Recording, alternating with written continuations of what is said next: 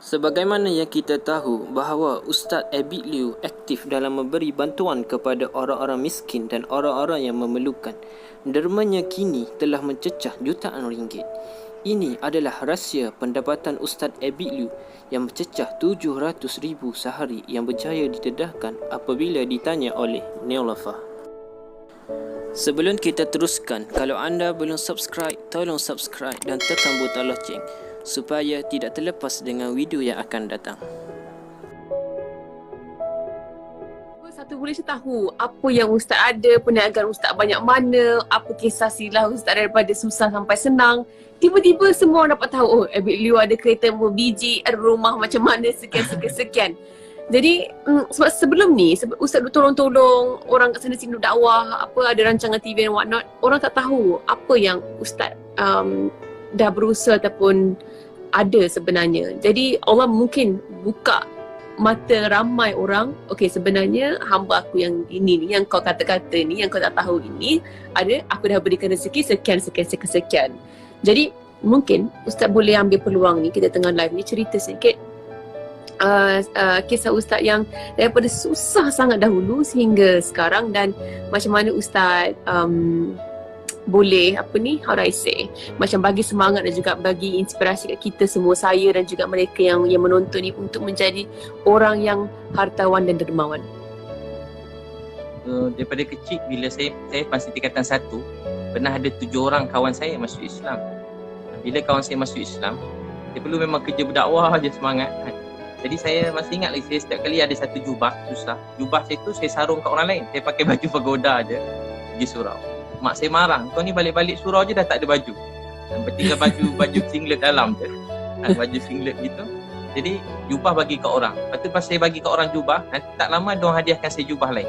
Ya ke? Dulu ada orang Pakistan jual kain tu, dia bagi hadiah jubah yang kurta terbelah tu, dia bagi saya jubah kurta tu kan, apa gamis baju yang terbelah Pakistan. Saya ingat setiap kali saya hadiah jubah ke orang, mesti diorang bagi hadiah jubah balik kat saya. Berapa kali tu? Banyak kali ke Ustaz? Banyak kali? Daripada kecil selalu mak saya marah saya, kau ni habis semua, apa-apa baju awak dapat lagi, orang bagi kau bagi kat orang, kau pun dah tak ada baju dah. Saya pada dulu macam tu. Memang saya pula kalau susah daripada kecil tak pernah cerita kat orang, senyap je. Duduk bilik, kawan-kawan makan kat asrama, saya tak ada duit, saya nangis, ya Allah, saya teringin nak makan macam dia orang tapi tak ada duit. Ya Allah tolonglah saya. Malam sampai sekarang Ustaz, ulang balik tadi tersekat sekejap. Saya tidur atas buni, ada orang bagi saya alas tidur. Sampai sekarang saya simpan selimut tu, saya rasa tu hutang budi. Ada lagi selimut tu kat rumah, saya ada kat atas lagi. Berapa tahun dah tu? Dah lama dah, 20 lebih, saya rasa tu hutang budi. Pakcik yang bagi selimut tu pun dah tak ada dah. Dah meninggal, Prof. Hani Muhammad Tahir yang pernah bagi saya selimut. Saya ingat sampai sekarang nama Cikgu Muhammad Noh bin Jaafar. Cikgu Muhammad Noh. Ini dekat hostel lah. Bin Jaafar. Yang bagi saya alas tidur Cikgu Muhammad Noh ni ada lagi Cikgu Muhammad Tahir yang pernah bagi saya sesuatu. Sampai sekarang saya simpan, saya rasa tu hutang budi. Rasa macam dulu-dulu kan, susah masa tu. Dan saya buat kerja macam-macam, gaji pertama RM800, semua bagi kat mak. Dia tidur kat masjid kat KL. Kadang-kadang masjid kena halau pula, lama sangat kat masjid, tidur masjid lain.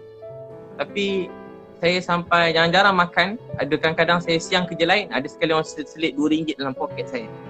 Saya rasa tu hutang budi. Saya masuk bilik air, saya buka duit RM2 tu. Saya tengok, ya Allah, RM2 saya boleh makan sebab duit gaji dah bagi kat mak. Sebab tu sampai sekarang kalau saya tengok orang pergi Petronas mana, memang saya bagi RM10 kurang-kurang, paling teruk boleh RM5 ke, dia bagi kat budak-budak Grab tu biasa RM10, RM20. Sebab bagi mereka RM10 tu berharga. Ustaz, sekejap, saya nak mencelas sekejap.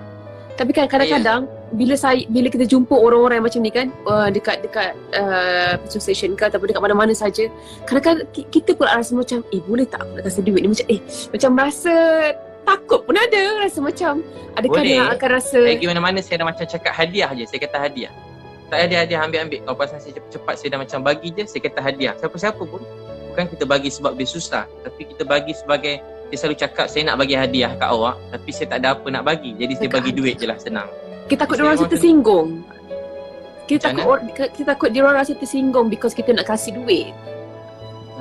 Faham tak Ustaz? Okey, biasa orang dia seronok tamu pakcik-pakcik, makcik-makcik kita cakap macam ayah saya. Kalau ayah saya bagi duit walaupun ayah kita ada duit kan.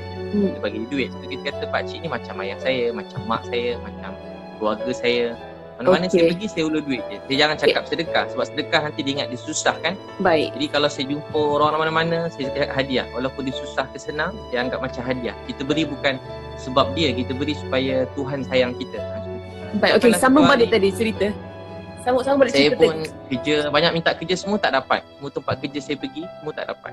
Dulu kan ada janggut sikit, tak panjang macam sekarang, sikit je. Lepas tu tie pun pinjam dengan kawan, pakai tie nak pergi interview. Pinjam dengan kawan, tumpang motor kawan. Banyak tempat saya pergi interview semua tak dapat. Ada yang campak resume, jadi kenangan. Sebab tu kalau orang marah kita yang kecil hati, adik-adik muda-muda kan, satu hari dia jadi kenangan dalam hidup kita. Buat kita lebih bersyukur dan lebih menghargai orang lain. Sampai banyak kerja tak dapat lah, sekejap lah sekali saya dapat kerja dengan Datuk Fadilah Kamsah. Datuk Fadilah Kamsah dengan Prof. Hani Muhammad Tahir.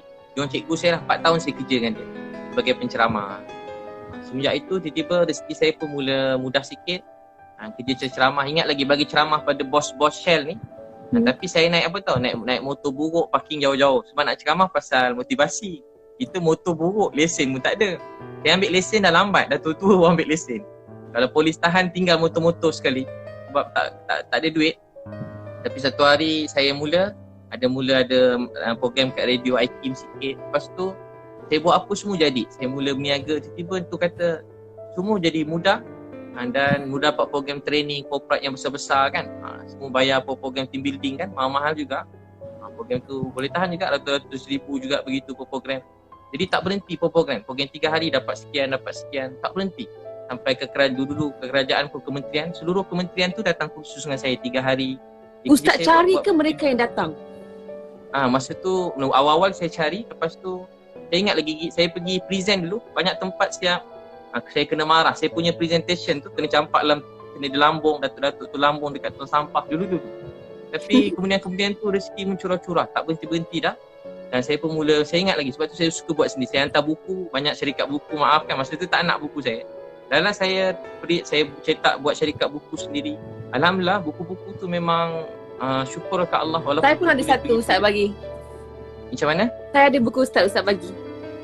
Oh, ada buku kan? Yang Ustaz bagi dekat Meletup few years ago kan? Masih ada. Buku 11 Amalan Kaya.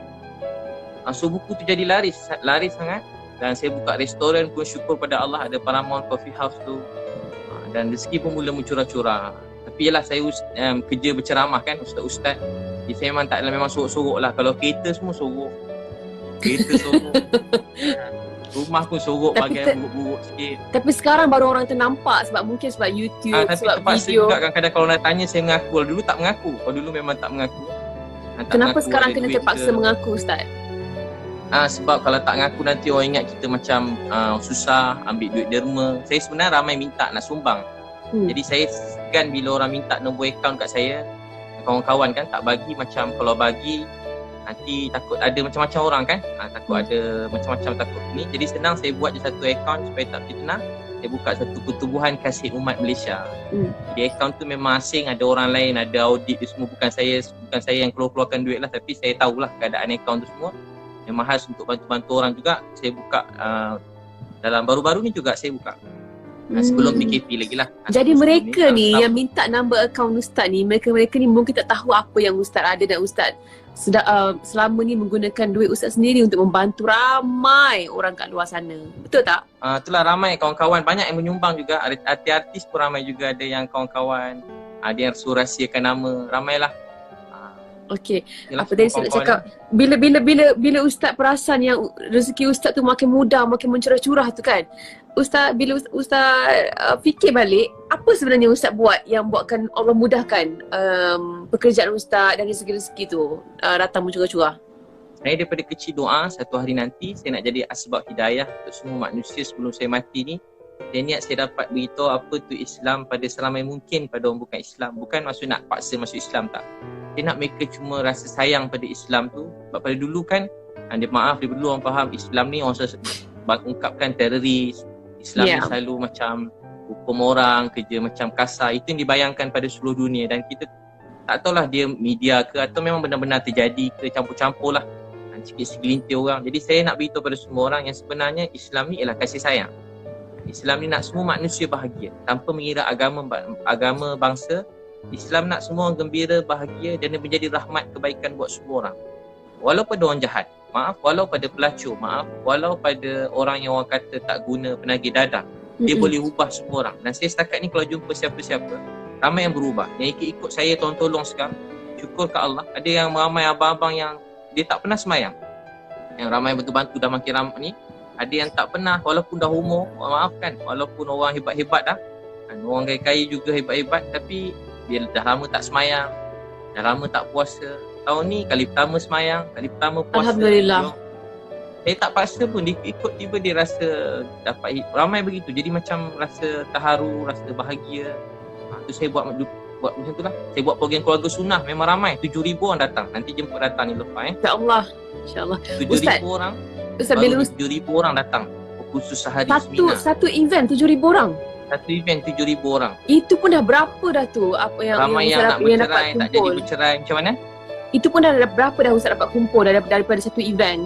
Dan duit tu juga yang Ustaz dapat bantu mereka ramai bagi rumah, sewa rumah. Itu kata orang kadang ingat macam sewa dewan murah kan.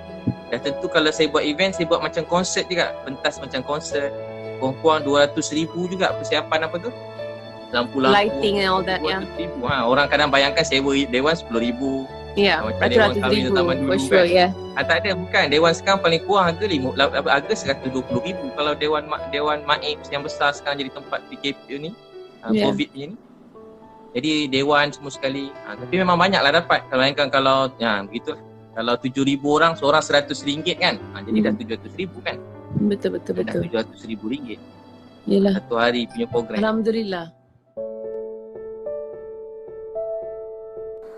Terima kasih kerana menonton. Kalau anda suka video ini, jangan lupa untuk like, share dan subscribe. Kita jumpa lagi dengan video yang akan datang.